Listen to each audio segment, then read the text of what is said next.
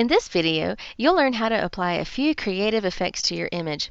We'll use a filter from the blur gallery to apply a fun tilt shift effect to this scene. We'll employ an adjustment layer to drain the color from the image and then add an artistic color tint. Let's start by putting all the layers into a protective wrapper called a smart object, which enables us to apply an editable filter to all the layers at once and protect the original photo. To do that, activate the topmost layer by clicking it, and then shift-click the bottommost layer, and Photoshop activates all the layers in between. Now choose Filter, Convert for Smart Filters, and click OK if you see a message.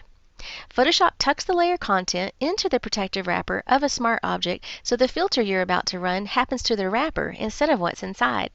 By the way, you can always access your original layers by double-clicking the Smart Object Layers thumbnail in the Layers panel. Now choose Filter, Blur Gallery, Tilt Shift. This filter lets you simulate the look of a miniature village in this image. Here's how it works. To reposition the filter, drag the black and white pen.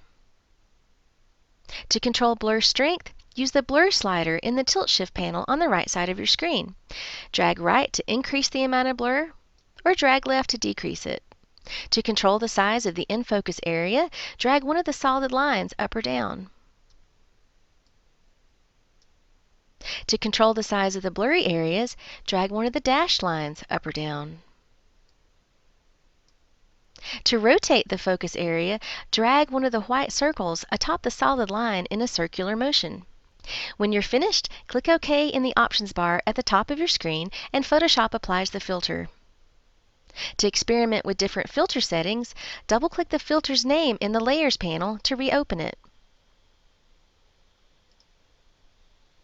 If you want to hide the filter effect from part of the image, activate the Smart Filter mask, which is the white thumbnail shown here, and then paint with black or gray. In fact, we did this on an adjustment layer mask in the second video in this series in order to hide part of the adjustment. To delete a filter, drag the filter's name to the trash icon at the bottom right of the Layers panel. I'll choose Edit, Undo Delete Smart Filter to bring that filter back. Another common creative effect is to turn a color photo into a black and white, which you can do using an adjustment layer. To do that, click the half black, half white circle at the bottom of your Layers panel and choose Black and White. In the Properties panel that opens, you can use the sliders to adjust the contrast in the image.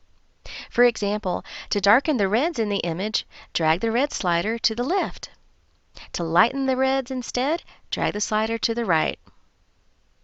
To add an artistic color tint to the image, turn on the Tint checkbox. When you do, Photoshop tints the image with light brown, creating a sepia effect. To change the color tint, click the colored square next to the word Tint. In the color picker that opens, click within the vertical bar to choose a range of colors, and then click within the larger box to its left to pick a brightness level. Click OK when you're finished, and then close the Properties panel. As long as you've saved the file in Photoshop format, you can experiment with contrast and color tint later on. To do that, double-click the Black and White Adjustment Layers thumbnail in the Layers panel, and then adjust the settings in the Properties panel that opens. To delete the effect altogether, make sure the Black and White Adjustment layer is active in your Layers panel, and then tap the Delete or Backspace key on your keyboard. Now choose File, Save, to save your document in Photoshop format to preserve the changes you made in this video. So to recap, in this video you learned how to use the Tilt Shift Blur filter safely and how to reopen it to fine-tune its settings. You also learned how to create a black and white image and how to add a custom color tint. In the next video, you'll learn how to sharpen your masterpiece, save it with all of your layers intact, and how to save it as a JPEG in order to share it with others. Subscribe now and press the bell icon. Never miss an update.